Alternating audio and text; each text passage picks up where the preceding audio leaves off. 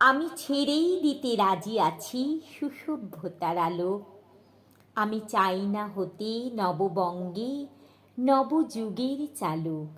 আমি নাইবা গেলাম বিলাত, নাইবা পেলাম রাজার খিলাত। যদি পরজন্মে পাইরে হতে ব্রজের রাখাল বালক, তবে নিবিয়ে দেব নিজের ঘরে সুসভ্যতার আলোক। যারা নিত্য কেবল ধেনু চড়ায় বংশী বটের তলে, যারা গুঞ্জা ফুলের মালা গেঁথে পরে পরায় গলে, যারা বৃন্দাবনের বনে সদাই শ্যামের বাঁশি শোনে, যারা যমুনাতে ঝাঁপিয়ে পড়ে শীতল কালো জলে, যারা নিত্য কেবল ধেনু চড়ায় বংশী বটের তলে। ওরে বিহান হলো, জাগরে ভাই, ডাকে পরস্পরে। ওরে ওই যে দধি মন্থধ্বনি উঠল ঘরে ঘরে। হ্যারো মাঠের পথে ধেনু চলে উড়িয়ে গোখুর রেণু। হ্যারো আঙিনাতে ব্রজের বধূ দুগ্ধ দোহন করে।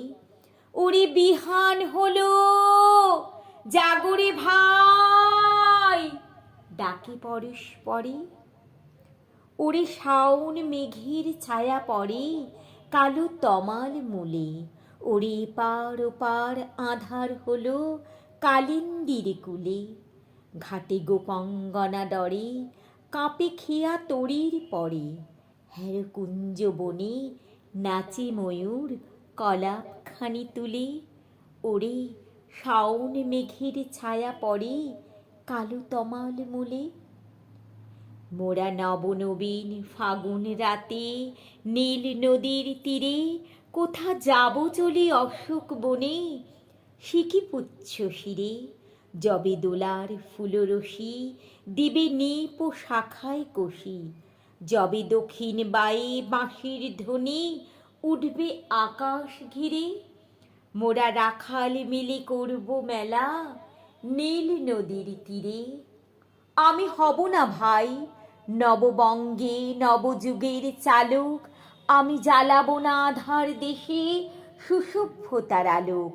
যদি ননি ছানার গায়ে কোথাও অশোক নিপির ছায়ে, যদি কোনো জন্মে পারি হতে ব্রজের গোপবালক, তবে চাই না হতে নববঙ্গে নবযুগের চালক।